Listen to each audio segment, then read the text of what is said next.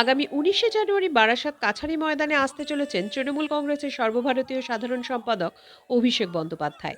আর তারই পরিপ্রেক্ষিতে বুধবার বিকেলে বারাসাত হেলাবরতলা মিলনী মাঠে তৃণমূল কংগ্রেসের পক্ষ থেকে এক সভার আয়োজন করা হয়। এদিনের সভায় উপস্থিত ছিলেন রাজ্যের খাদ্যমন্ত্রী তথা মধ্যমগ্রামের বিধায়ক রথীন ঘোষ, বারাসাতের সাংসদ কাকুলি ঘোষ দস্তিদার, বারাসাত পৌরসভার চেয়ারম্যান সুনীল মুখার্জি ও বারাসাত পৌরসভার বিভিন্ন পৌর প্রতিনিধিরা।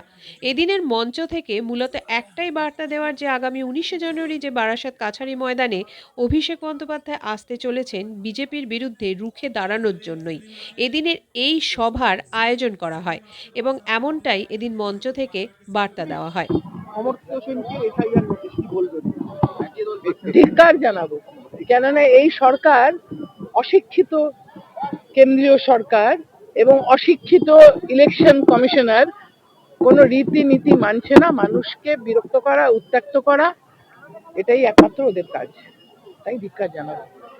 বলেছেন সেখানে দাঁড়িয়ে যে সুকান্ত মজুমদার বলেছেন স্বাস্থ্য ভবনে যান, ভেঙে চুরমার করে দিন।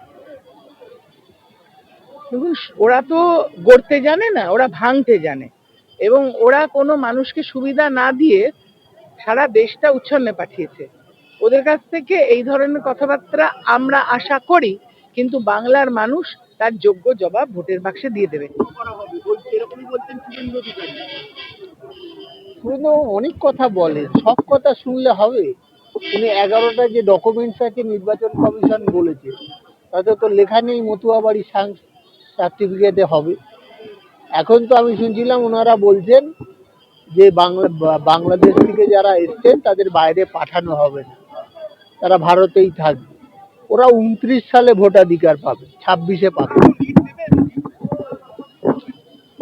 আবার হচ্ছে যে অলিক স্বপ্ন তো অনেকে দেখে, নির্বাচন হোক তখন বোঝা যাবে কে জিতবে কে হারবে।